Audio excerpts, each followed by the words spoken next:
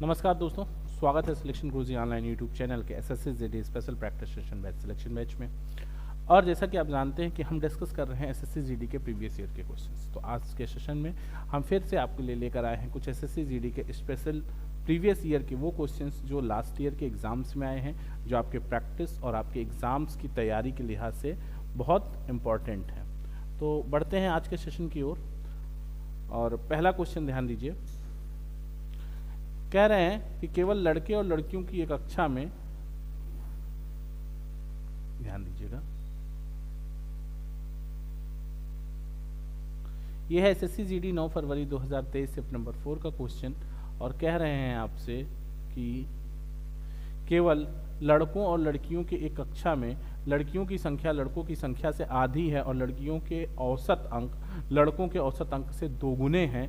यदि कक्षा का औसत अंक 56 है तो लड़कों का औसत अंक क्या है। ध्यान दीजिएगा, बॉयज हैं और गर्ल्स हैं।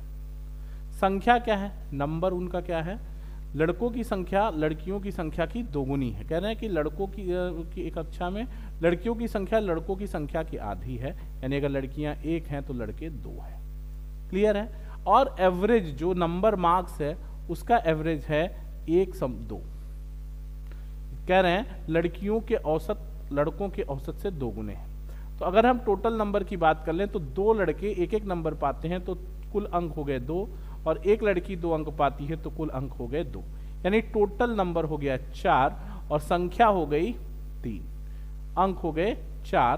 तो आप अगर बात करोगे कि टोटल औसत क्या होगा तो औसत कितना हो जाएगा, औसत बराबर अंक 4 बटे संख्या 3 और ये बराबर है 56 के।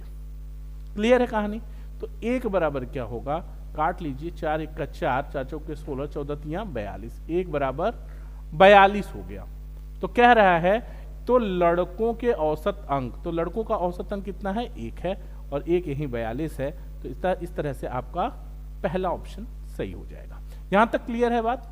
अगला क्वेश्चन ध्यान दीजिएगा, कह रहे हैं कि 10 किग्रा बेहतर किस्म वाले चावल में 5 किग्रा घटिया किस्म के चावल को मिला दिया जाता है। बेहतर किस्म के, और ध्यान दीजिएगा, 10 किग्रा बेहतर किस्म के चावल में 5 किग्रा घटिया किस्म के चावल मिला दिया जाता है। बेहतर किस्म और घटिया किस्म वाले चावल की कीमतें क्रमशः 85 रुपये और 46 रुपये हैं।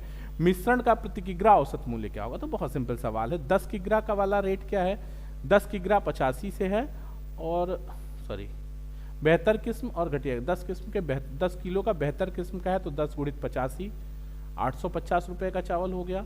और कह रहे हैं 5 किग्रा 46 रुपये के रेट से है, तो 5 36 3 और 5 के 20 3 23 230 रुपये हो गया।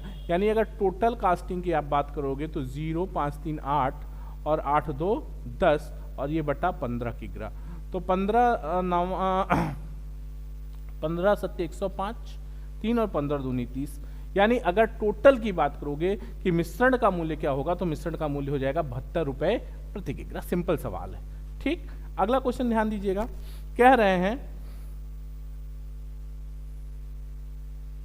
ठीक, यदि x और y व्युत्क्रमानुपाती है, x और y व्युत्क्रमानुपाती है, ध्यान दीजिएगा, x जो है वो इनवर्सली प्रोपोर्शनल टू y है, x inversely proportional to y है। क्लियर है बात। और y बराबर 7 है, y बराबर 7 है। तो कह रहे हैं x बराबर होने पर x बराबर 27। ठीक। यदि y x होने पर y के 7 होने पर x 27 है। ठीक है। तो कह रहे हैं कि अगर y 21 हो जाए, y 21 हो जाए, 21 होने का क्या मतलब, y 21 कैसे होगा, ध्यान देना,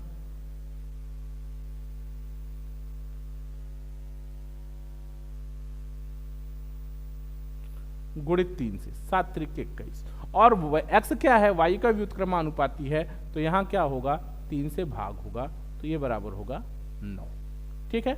x का मान क्या होगा, ये ध्यान देना है आपको। तो x का मान क्या हो जाएगा, 9। ऑप्शन नंबर ए सही हो जाएगा। क्लियर है बात।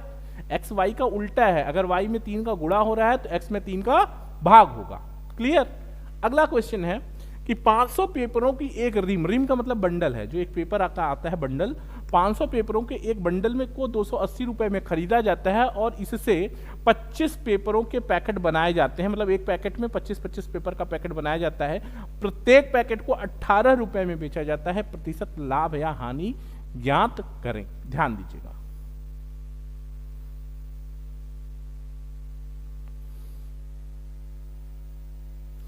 500 पेपरों का एक रिम 280 रुपए में खरीदा जाता है। ठीक है, 25 पेपर हैं, 25 पेपर के बंडल बनाए जाते हैं। तो 500 पेपर में कितने बंडल बनेंगे ये देख लो, 500 बटा 25 यानी 20 बंडल बनेंगे और प्रत्येक बंडल कितने का होगा, 18 का होगा। तो 18 दूनी 36 यानी 360 का हो गया। यहां तक कहानी क्लियर है? ये 360 का हो गया और आपने 360 में बेच लिया। खरीदा कितने में था, 280 में, तो यहां से 80 रुपए आपको प्रॉफिट हो गया।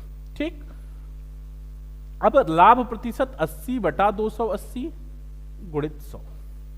ठीक, 80 बटा 280 गुणित 100, इसको जब आप सॉल्व करते हो तो 0 0 4 दूनी 8 4 7 28 यानी 200 बटा 7 यानी 7 दूनी 26 28.6% आपको लाभ हो जाएगा।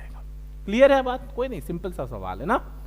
देख लो, 500 पेपर का 25-25 पेपर का बंडल बनाओगे तो 20 बंडल बनेगा। 18 रुपए के रेट से बेचोगे तो 360 रुपए में आप बेच लोगे और आप खरीद कितने में रहे हो, 280 रुपए में। तो आपका जो प्रॉफिट है वो 360 माइनस 280 80 रुपीज और सीपी कितना है, 280। तो प्रॉफिट इज इक्वल टू क्या, profit upon CP into 100 28.6%। Clear? Next question, अगला क्वेश्चन है कि ब्याज की किस दर से 4500 रुपया 3 वर्ष में 5310 रुपया हो जाएगा। ठीक है, सिंपल सवाल है, सिंपल इंटरेस्ट का सवाल है ये। देखो, ब्याज कितना मिल गया आपको, ब्याज मिल गया आपको 4500 से 5300 यानी 5 3 810 रुपया ब्याज हो गया। ब्याज बराबर मूलधन 4500 गुणित दर आर और गुणित समय टी बाई 100। ये 0 0 से खत्म हो गया। अब इसको काट लो, 9 9 81 90 हो गया, 9 5 45 हो गया, 5 3 15 छक्का 90 हो गया, यानी आर इज इक्वल टू कितना हो गया, 6%। ये क्लियर है कहानी? आपका सेकेंड ऑप्शन सही हो गया। क्लियर? अगला क्वेश्चन क्या कह रहे हैं कि 20% वार्षिक चक्रवृद्धि ब्याज की दर से 12,500 रुपया कितने वर्षों में 21,600 हो जाएगा जब ब्याज वार्षिक रूप से चक्रवृद्धि होगी। ध्यान देना, R is equal to weight, R कितना दे रहे हैं भाई आपके लिए, 20%। तो R अगर 20% है तो 20% का मतलब क्या है, 1/5 से, यानी 5 क्या है, मूलधन है और 1 क्या है, सिंपल, ये इंटरेस्ट है, सॉरी इंटरेस्ट है ये। तो यानी मूलधन 5 है तो अमाउंट कितना हो जाएगा, 6, और कह रहे हैं कितने वर्षों में। तो आप इसका देखो, इसका 3 क्यूब करोगे तो 125 और इसका क्यूब करोगे तो 216 और 216 बराबर है 21,600 यानी 1 बराबर 100। तो 125 बराबर कितना हो गया, 12,500। 12,500 यानी कितना टाइम लगा, 3 साल। ये आपका ऑप्शन ए सही हो जाएगा। क्लियर? नेक्स्ट क्वेश्चन देखते हैं। कह रहा है कि ए बी से 3 गुना कुशल कारीगर है ने कार्य करना शुरू किया और उन्होंने मिलकर एकांतर दिनों में कार्य किया और 24 दिनों में कार्य को पूरा कर दिया। ए अकेला कार्य को पूरा करने में कितने दिन लेगा। सिंपल समझने की सवाल, देखो सवाल क्या है, कह रहा है कि ए बी से 3 गुना कुशल है, एक यानी बी से 3 गुना कुशल है, यानी बी 1 है तो ए 3 है। यहां तक कोई दिक्कत नहीं है, ठीक। यानी ये इनकी क्षमता का मामला है, यानी ए एक दिन में 1 काम करता है तो बी एक दिन में, ए एक दिन में 3 काम करता है तो बी एक दिन में 1 काम करता है। यानी अगर आप बात करेंगे ए और बी की, तो एक दिन ए एकांतर दिन पे काम कर रहे हैं, ए 3 और बी 1, यानी 2 दिन में कितना काम हो रहा है, 2 दिन में 4 काम हो रहा है, 4 काम, ठीक। तो कह रहे हैं 24 दिन, तो 24 कैसे आएगा, यहां गुणित 12 होगा, तो 24 दिन में यहां पे भी कितने से गुणा करोगे, 12 से, तो 12 चौक 48 का, यानी टोटल काम अब 48 हो गया। तो 48 काम को ए कितने दिन में करेगा, ए रोज 3 काम करता है, तो 48 काम को करने में ए को कितना दिन लगेगा, 16 दिन।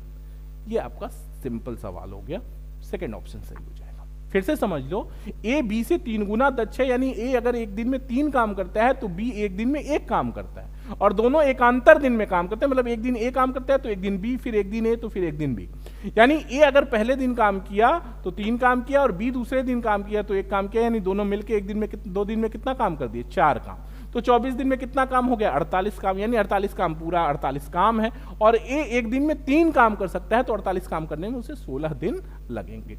नेक्स्ट क्वेश्चन है, 2 ट्रेन एक ही समय पर 2 स्टेशनों से चलना शुरू करती हैं और क्रमशः 40 किमी प्रति घंटा और 45 किमी प्रति घंटा की चाल से एक दूसरे की ओर बढ़ती हैं। जब वे मिलती हैं तो पता चलता है कि एक ने दूसरे से 20 किमी अधिक दूरी तय की है। दोनों स्टेशनों के बीच की दूरी ज्ञात कीजिए। ठीक है, बात को समझने की कोशिश करो दोस्तों। कौन सी ट्रेन ज्यादा चलेगी, जो ज्यादा चाल से चल रही है, यानी 45 किमी प्रति घंटा की चाल से जो ट्रेन चल रही है वही ज्यादा जाएगी, और अगर 20 किलोमीटर ज्यादा जा रही है 5 किमी प्रति घंटा की चाल अधिक होने के कारण से, यानी पूरी यात्रा 4 घंटे की है। क्लियर हो गई कहानी। अब इस 4 घंटे की यात्रा में दोनों स्टेशनों के बीच की दूरी बराबर होता है चाल गुणित समय, और चूंकि विपरीत दिशाओं में गतिमान है तो चालें जुड़ जाएंगी, तो 40 + 45 और गुणित समय 4, तो 80 5 85 गुणित 4 बराबर 5 के 20 2, 8 के 32 और 2 34, 340 किलोमीटर। ये 340 हो गया, आपका ऑप्शन फर्स्ट सही हो गया। ठीक है, एसएससी जीडी के प्रीवियस ईयर के आज के इतने ही क्वेश्चंस के साथ कल फिर मुलाकात होगी आपसे कुछ और बेहतरीन शानदार प्रीवियस ईयर के क्वेश्चंस के साथ। प्रैक्टिस करते रहिए, पढ़ते रहिए। अभी आपके एग्जाम में 2 महीने का समय है, उसको ध्यान में रखते हुए एकदम जी जान से जुड़ जाइए। आगे बढ़ते हैं और कल फिर मुलाकात होगी आपसे कुछ और बेहतरीन सवालों के साथ। देखते रहिए सिलेक्शन गुरुजी ऑनलाइन। जय हिंद, जय भारत।